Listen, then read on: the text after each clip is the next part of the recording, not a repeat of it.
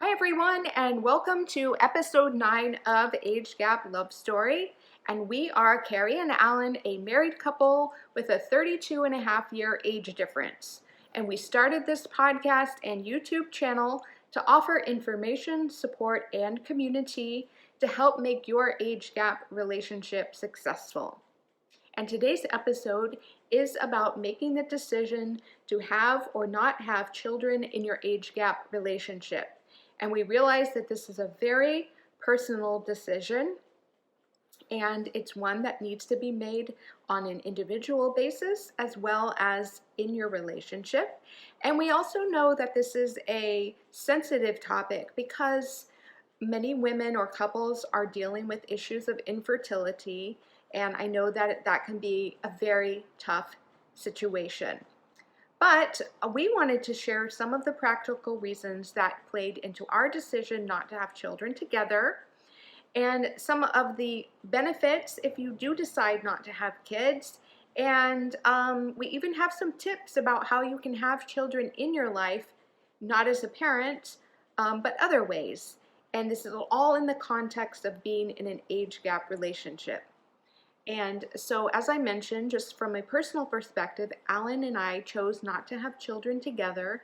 Alan does have 2 adult daughters from his previous marriage. Alan was married one time before me.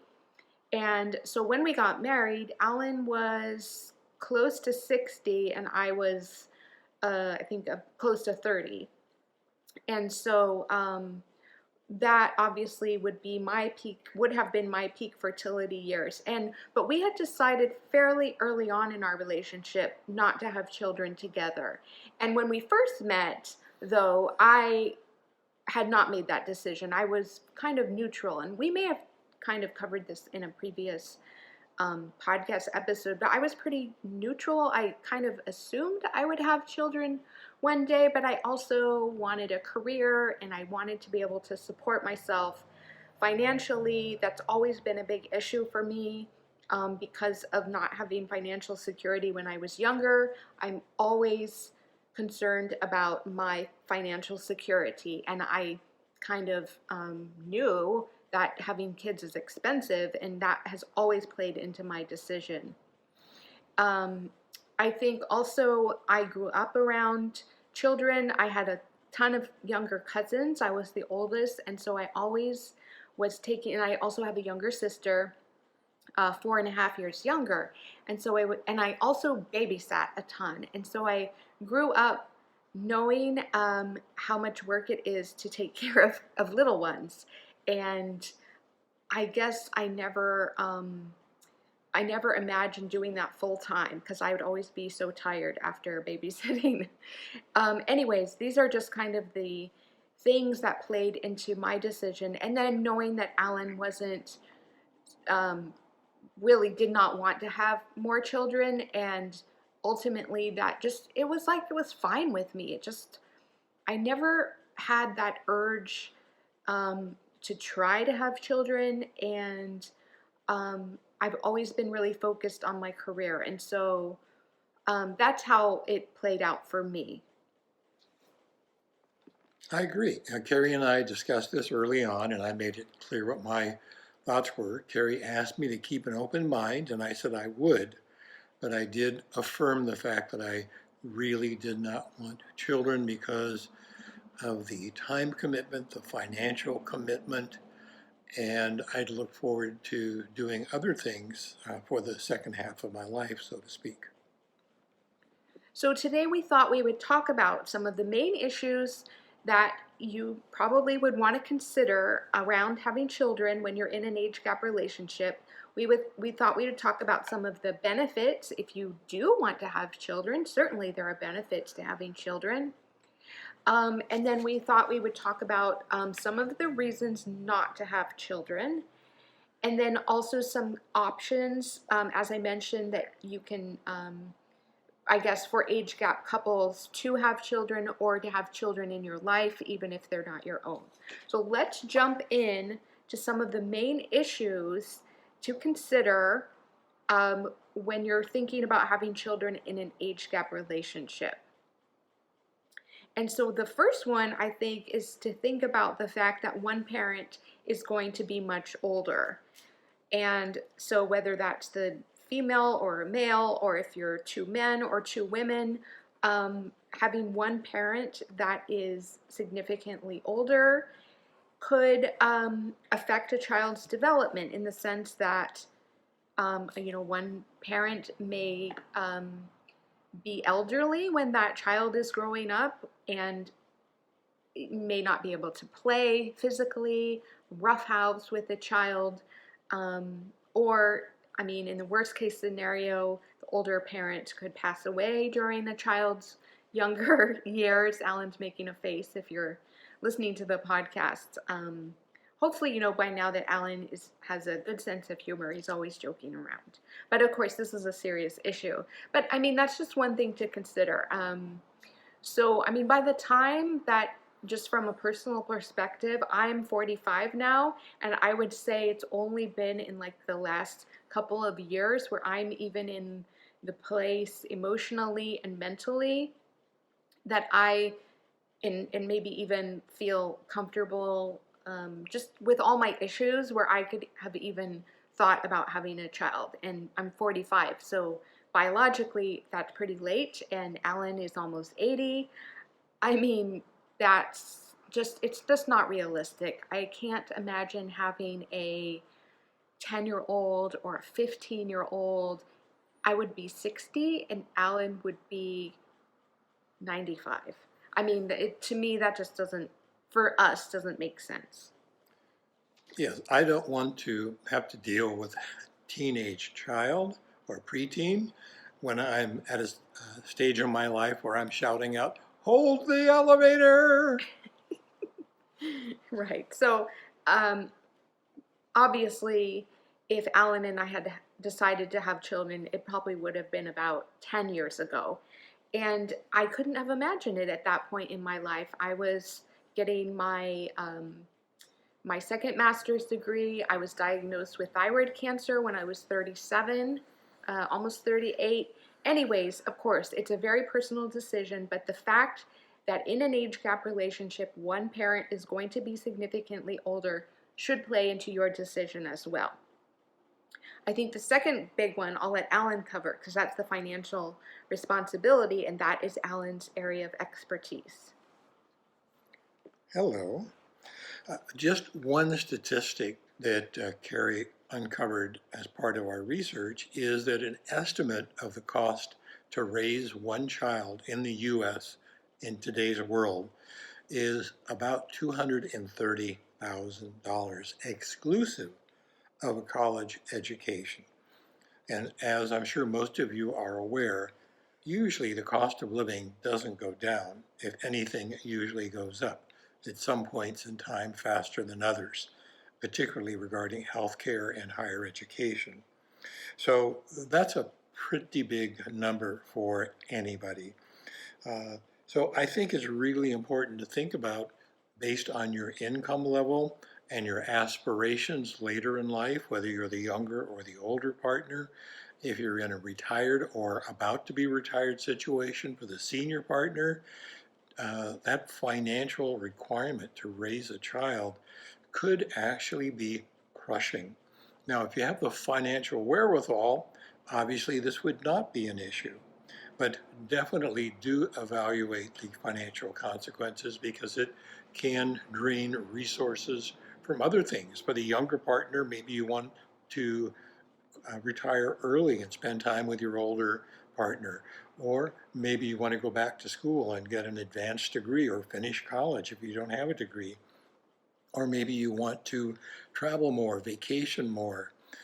So definitely the financial burden is substantial. And one thing I've learned in life, I've been involved with finance in dealing with people in their financial planning, is that don't assume that if you're doing really well financially today, that you're going to continue to do well financially into the future. Hopefully for you, that will be the case. But I just look at the situation, for example, now, totally unexpected, was the impact of this coronavirus on people's livelihoods. Many people that were middle class, upper middle class, or even above that are now in hardship situations, having to dispose of assets, falling behind on payments. And of course, if you have an obligation for a child or children, it would aggravate that circumstance. So building a financial cushion is important, particularly if you have children. And we did, if you haven't listened to our previous episodes, we do have at least one episode on financial planning. And so I can link that in the show notes, but please listen to that episode as well. And just for reference, that figure of $230,000 to raise a child in the United States, I found that reference from the U.S. Department of Agriculture. So I always like to give references. And additionally, in an age gap relationship, specifically, you may have other expenses related to your previous, any previous children from previous marriages, or other financial responsibilities.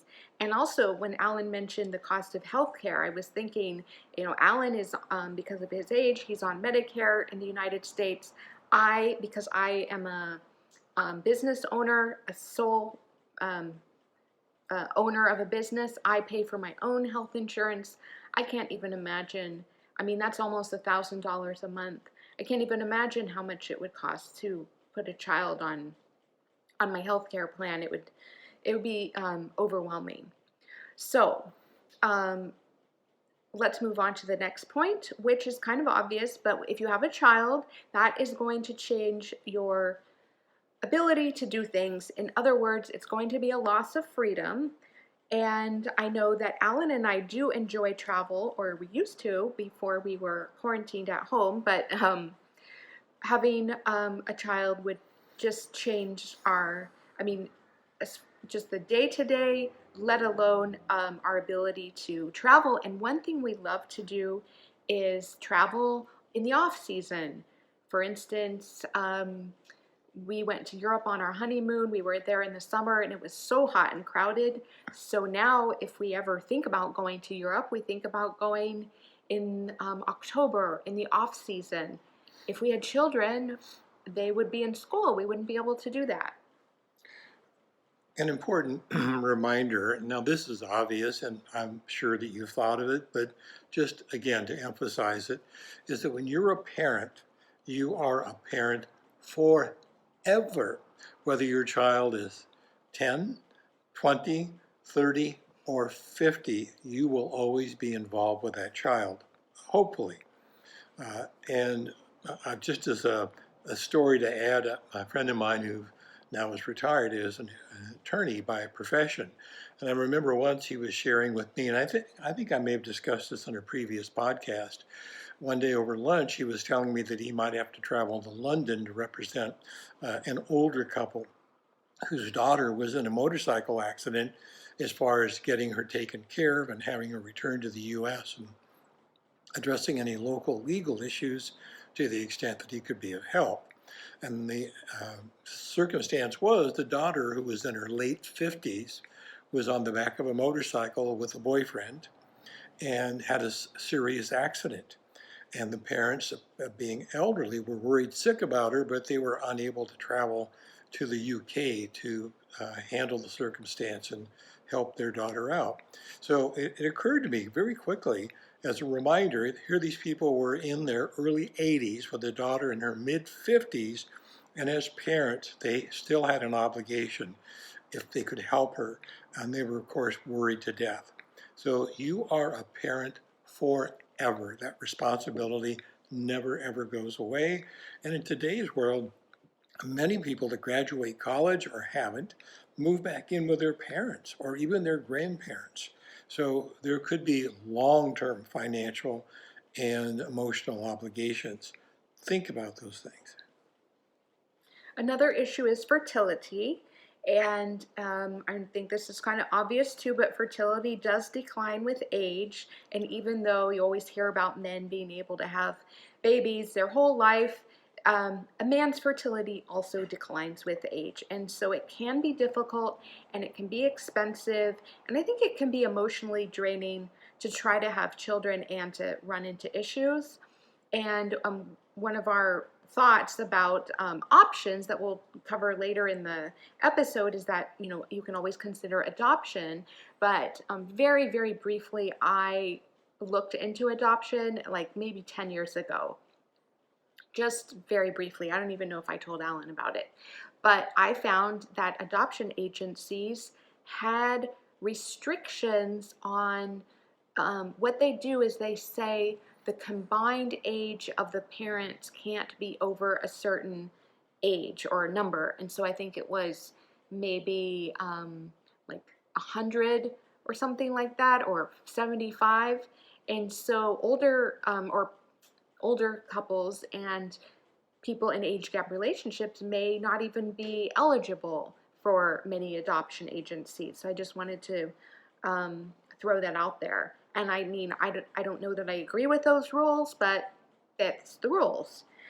And then the last issue that I thought we should talk about as an issue to consider is just this added stress on your relationship. And I believe that age gap relationships can be equally as strong as any other type of relationship. So I don't know that that age gap relationships are any more susceptible to divorce. But we do know that second marriages have a higher divorce rate, and age gap relationships do have special issues. So then to bring a child into the situation can just be another, I guess, a source of stress. Yes, I think it's very important. We're going to talk about this in a moment, but just as a preview, many people think if they have children that it will resolve issues in their relationship. I think actually it's the contrary. If you have any issues, excuse me, before you get together, you need to address those irrespective of adding a new source of responsibility and potential disagreement, that being a child. It's just like buying a pair of shoes. If they're not comfortable when you try them on, don't plan on taking them home and stretching them or changing the fit to make them comfortable. If your relationship doesn't have at least a really strong combination of positive factors, don't plan on changing the other person. It's likely not going to happen. And if you think having a child is going to change the other person, it's simply going to add another element of stress and aggravation.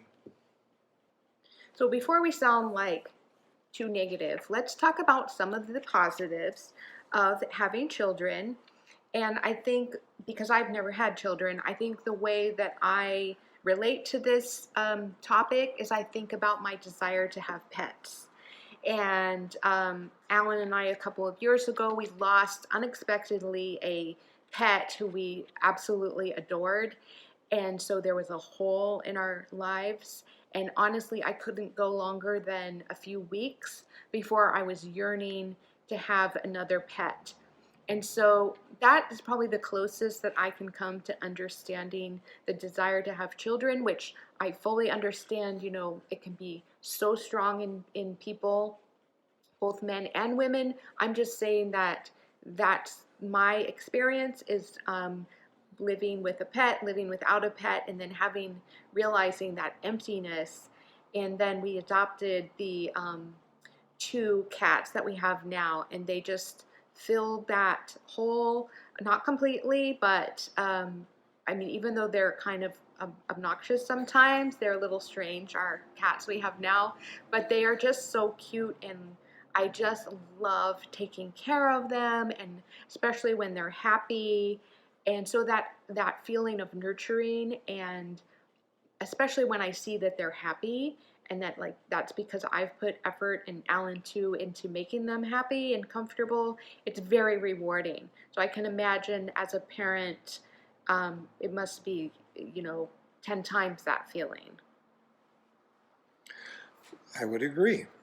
It is nice to have someone that you can love and care for. But a pet obviously is different than a child. One of our friends a long time ago, when evaluating whether to have a child or not and researching it, said she came across some research that was negative on having children. And the comment evidently was made, having a child is like having an expensive pet for a lot of people. Of course, it's a huge, much greater responsibility than a pet and lifelong. One of the points that we're going to cover is I think we should finish the responsibility involved. It's forever. Anyway, we touched upon that, and I'll let Carrie pick it up. that. So yeah, I don't want to gloss over this idea that there's value in having children. I mean, Alan has 2 grown daughters. He now has 2 almost grown grandsons, and I have been lucky enough to be part of their life, especially the grandsons, and watching them grow up. And they're great kids. And I can say, even though they're not related to me biologically, I see Alan in them, and that is really neat to see like that. Like his humor is, especially in one of his grandsons, like just from the beginning, he reminded me of Alan. And so again, I just don't want to, I guess, minimize your feelings that if you are in that situation where you really want a child. We're not trying to dissuade you. What we're trying to do is just, I guess, shed a light on some of the potential issues. And, to be honest, just talking about pets, if you're uncertain that you and your partner are, I guess, compatible in raising a child, I think having a pet, in a way, is like a practice child. And you can see, is there a division of responsibility? Is your partner loving to the pet? I don't know, maybe that's silly, but that was just a thought I had. That definitely can be as a point to emphasize, is that depending upon how your partner behaves towards a pet, should you have one, may be a good clue on how they're going to behave as far as nurturing a child.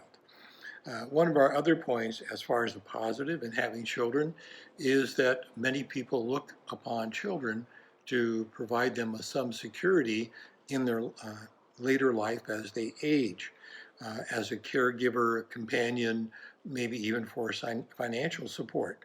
And that definitely is a possibility depending upon your relationship with a child. However, on the other side of the coin, so to speak, is that there's no guarantee that will happen. So I wouldn't count on that 100% as a reason to have children, but it is a consideration.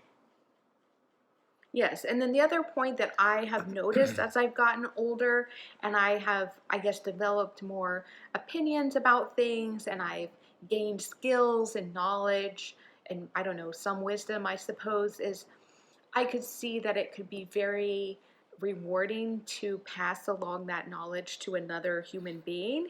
And we're going to talk about this later, but I am an aunt to 2 adorable kids of my sister. But they live far away, and so I don't have a ton of interaction with them. But I could see as they get older that I could maybe pass along stories and pieces of advice. But I mean, with a child, of course, it's different as being the parent. I mean, you are kind of like the main influence, at least, especially when they're young. So I could see that as being kind of a neat thing to do, is to bring up a child and pass along your values to them.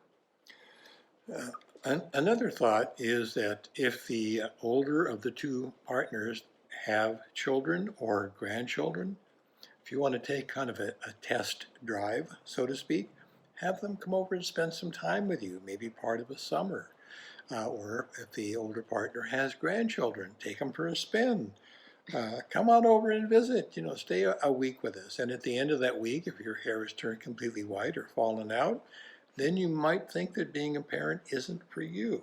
Again, it's not like having your own children, but it is a demanding job to be a parent. And you should, to every extent possible, see how you can react under real circumstances. So I think we've covered that pretty well, I hope. And then I wanted to just briefly go through some reasons not to have children. And I think we've kind of covered this, but um, to fix your marriage or relationship is not a legitimate reason to have children. I think we can all agree on that. You might think it will fix your marriage, but it is unlikely. And Alan and I have seen a lot of our friends, especially me being younger, I've seen a lot of my friends have children or get married, have children, get divorced, or just be under so much stress and strain that they just don't seem very happy. We've seen the opposite too. We've seen not necessarily children fix the marriage, but we've seen thriving, beautiful families as well. But if your marriage is rocky, thinking that a child will fix it is not going to happen, unlikely. I think also if your parents or your mother is pressuring you to have a child, that is not a reason to have children. And I can speak from experience on that one. My mom told me at one point that she deserved to have grandchildren, like somehow it was my obligation, which I 100% disagree with. I think when you raise a child, you're raising a child to become an independent adult, not to become your slave, or that this person is supposed to do everything you want it to do. I think as a parent, you have to go into it thinking, we don't know what we're going to get. And this child might be, completely different, have completely different opinions. I think also you have to go into it thinking you may have a child with special needs, something you never expected. And once you make the decision to become a parent, you basically have to take what you get. This may sound silly, but in the US, you get a tax deduction when you have children. That is not a reason to have more children. Also, thinking that your child will take care of you when you're old, I think is a very selfish reason to have children and unrealistic. I kind of mentioned this, but thinking that you can force your dreams, what you maybe, oh, I wish I'd become an artist, so I'm going to have a child and they're going to be an amazing artist. That's unrealistic and not a good reason. And then a reason not to have children is if you just can't afford it. I mean, maybe you live a lifestyle where you're a nomad or you're free and you don't have a full-time job, but therefore, the drawback is that you wouldn't have the financial resources to raise a child. Or you have other plans for your future, which is kind of the boat that I have been in that I've just always, once I started my business in a way that became my child and my future, and I am like super focused on that, and to me a child would have been a distraction. Yeah, as an example of that, as far as having aspirations in your children to fulfill your dreams, I had an aunt who used to pressure me all the time. It was very artistic, and she wanted me to become artistic. And fortunately, as time went by, I did become artistic. I was able to draw flies. Okay, Alan, you're crazy. And then I think we want to wrap up the podcast and talk about some of the options that are available to people in age gap relationships, either to have your own children or to have children in your life. So we have, I guess, me being in the kind of health and wellness field, I hear a lot of stories about women having children. I listen to a lot of podcasts. I know there are a lot of fertility options these days, and I think there are actually a lot of issues with fertility, and I think there are some environmental reasons for that, maybe even some a way, like for instance here in the United States we eat a lot of processed foods, and I think that maybe has impacted fertility kind of across the board. I think we are kind of a high stress society, and that has probably affected fertility. But what has happened is that infertility treatments have become a lot more successful and easier to maybe access. So there are all kinds of things, including vasectomy reversals, so in vitro fertilization, sperm donors, using a surrogate. There are all kinds of fertility treatments. And Alan wants me to mention that they are very expensive. They can be, and so that is something to consider. We kind of mentioned adoption and that it can be difficult in an age gap relationship. And something that we've never explored, but I know is an option, is a fostering situation. I do have a friend, kind of a colleague, I guess, and she has fostered. I think she has two biological children, and then they fostered a child, although the foster child's biological parent ended up coming back into the picture, and they had to let this little girl go leave their home, and I know that was very difficult. But I think that can be an amazing option.